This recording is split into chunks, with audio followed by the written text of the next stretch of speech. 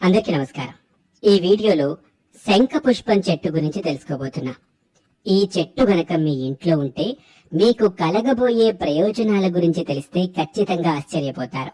ఈ శంఖ పుష్పం చెట్టు మన ఇంట్లో ఉంటే ఏం జరుగుతుంది, దీని వెనుక ఉన్నటువంటి ఆయుర్వేద గుణాలేంటి, మన ఆరోగ్యాన్ని ఈ శంఖ పుష్పం ఏ విధంగా మెరుగుపరుస్తుంది, అలాగే ఆధ్యాత్మిక పరంగా మన ధర్మశాస్త్రంలో ఈ చెట్టు గురించి ఎలాంటి అంశాలు తెలియచేయటం జరిగిందో వివరంగా ఈ వీడియోలో మీరు తెలుసుకోబోతున్నారు. ఇప్పటి వరకు మీరు మా ఛానల్ ని సబ్స్క్రైబ్ చేసుకోకపోతే వెంటనే సబ్స్క్రైబ్ చేసుకోండి. సబ్స్క్రిప్షన్ తో పాటు ఆ పక్కనే ఉన్నటువంటి బెల్ ఐకాన్ ని క్లిక్ చేయటం వల్ల మేము అప్లోడ్ చేసే ప్రతి వీడియో కూడా మీకు నోటిఫికేషన్ రూపంలో వస్తుంది. ఏమాత్రం ఆలస్యం చేయకుండా వీడియోలోకి వెళ్దాం. ఈ శంఖ పుష్పం పుష్పించే మొక్కల్లో ఫ్యాబేసీ కుటుంబానికి చెందిన తీగ జాతి మొక్కే ఇది. వీటిని సంస్కృతంలో గిరికర్ణిక అంటారు. విష్ణుక్రాంత వృక్షానికి చెందిందే ఈ శంఖ పుష్ప చెట్టు. వినాయక చవితి రోజున చేసుకునే వరసిద్ధి వినాయక ఏకవింశతి పత్రి పూజా కార్యక్రమంలో కూడా ఈ ఆకు పదవదిగా ఉపయోగిస్తూ ఉంటారు. ఈ మొక్కలు ఆసియా ఖండానికి చెందినటువంటివి. ఆ తర్వాత ఇప్పుడు ఇవి ప్రపంచమంతా విస్తరించాయి. ఈ చెట్టు గుబురుగా పెరుగుతుంది.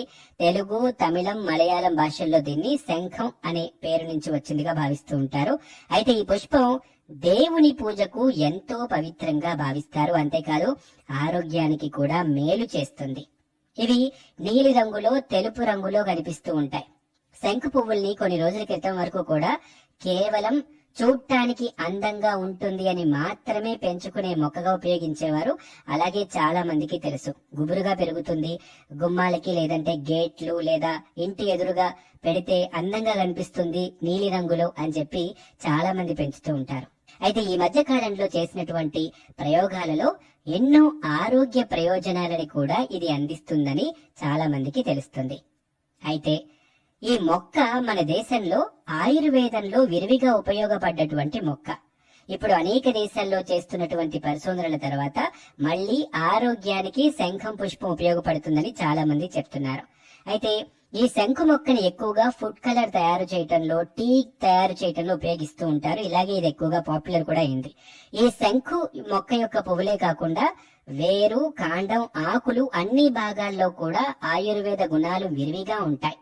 ఈ శంఖు పూలు, ఆకులు, వేళ్లతో చేసినటువంటి పొడి ఏదైతే ఉంటుందో ఆ పొడి జ్ఞాపక శక్తిని పెంచటంలో బాగా ఉపయోగపడుతుంది అంటారు. కాబట్టి వయసు పెరిగే కొద్దీ వచ్చేటువంటి అల్జీమర్స్ నుంచి ఇది రక్షిస్తుంది. శంఖు పువ్వుల్లో ఉండే ఆర్గనేలోలిన్ అనే పదార్థం మన మెదడు యొక్క పనితీరుని మెరుగు చేస్తుందని చెప్తూ ఉంటారు. అంతేకాదు మతి మరుపును తగ్గించటంలో ఇది ఉపయోగపడుతుంది. నిద్ర లేకపోవటం, డిప్రెషన్ వంటి సమస్యలకి కూడా ఇది మంచి మందుగా పనిచేస్తుంది. ఆమ్లాన్ని తొలగించే యాంటీ ఆక్సిడెంట్ గా కూడా ఇది పనిచేస్తుంది. మన చర్మాన్ని సంరక్షిస్తుంది. శ్వాస సంబంధిత రోగాలు, హృద్రోగాలను కూడా నయం చేసేటువంటి శక్తి కలిగి ఉంటుంది. ఎవరికైనా దెబ్బలు తగిలి వాపు వచ్చిందనుకోండి, ఆ సమయంలో ఈ నీలపు రంగు శంఖు పువ్వుల చెట్టు ఆకుల్ని కొంచెం పసుపుని కలిపి దంచి ఆ వాపుపై కట్టుగడితే ఆ వాపు వెంటనే తగ్గిపోతుంది. అలాగే ఈ శంఖు పూలని, ఈ చెట్లని చాలా శతాబ్దాలుగా ఆయుర్వేదంలో అనేక రకాల రోగాలని నయం చేయడంలో ఉపయోగిస్తున్నారు. దీనికి విరేచనకారి, మూత్రం సాఫీగా వచ్చటానికి ఉపయోగపడుతుందనేటువంటి పేర్లు కూడా ఉన్నాయి.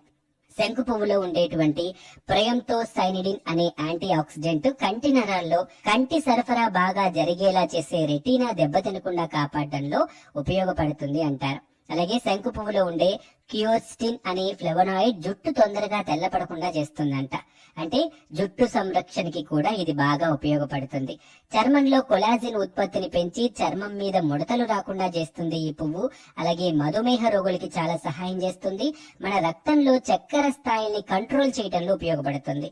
సాధారణంగా చాలా మంది మహిళలకి గర్భ సంబంధిత రోగాలతో ఎవరైతే ఇబ్బంది పడుతూ ఉంటారో వాటిని నివారించడానికి కూడా ఈ శంఖు పువ్వులు అద్భుతంగా పనిచేస్తాయి. నెలసరి సమస్యలు కానీ, యూరినల్ ఇన్ఫెక్షన్లు కానీ, సంతానలేమి సమస్యలు కానీ దూరం చేసుకోవాలనుకుంటే ఈ శంఖు పువ్వుల్ని ఎండబెట్టి పొడి చేసి దానిని టీగా తీసుకోవటం వల్ల మంచి ఫలితం ఉంటుంది అంటారు. పువ్వుని గాని ఆకులని గాని నోటిలో వేసుకొని నమలచ్చు, లేదా నీటిలో ఆకులు, పువ్వులు లేదా శంఖు మొక్కలు ఏదైనా భాగాన్ని వేసి మరిగించి కషాయంగా వడగట్టి తాగొచ్చు. ఒక గ్లాసుడి నీటిలో 5 శంఖు పువ్వుల్ని వేసి ఒక 10 నిమిషాల పాటు నానబెట్టి ఆ నీటిని తేనెతో కలుపుకొని తాగితే ఆరోగ్యానికి ఎంతో మేలు చేకూరుతుంది. నీలం రంగులో ఉండేటువంటి ఈ శంకు పువ్వుల్ని ఎండబెట్టి పొడి రూపంలో నిల్వ చేసి ఫుడ్ కలర్ గా కూడా అనేక రకాల స్వీట్స్, కేకులు, ఐస్ క్రీమ్స్ వాటిలో ఉపయోగించవచ్చు. ఇది పూర్తిగా ఎలాంటి సైడ్ ఎఫెక్ట్స్ ఇవ్వని పదార్థం అవుతుంది. అలాగే థాయిలాండ్, చైనా లాంటి దేశాల్లో స్టార్ హోటల్స్ లో, రాయల్ ఫుడ్స్ లో దీన్ని ఎక్కువగా ఉపయోగిస్తూ ఉంటారు.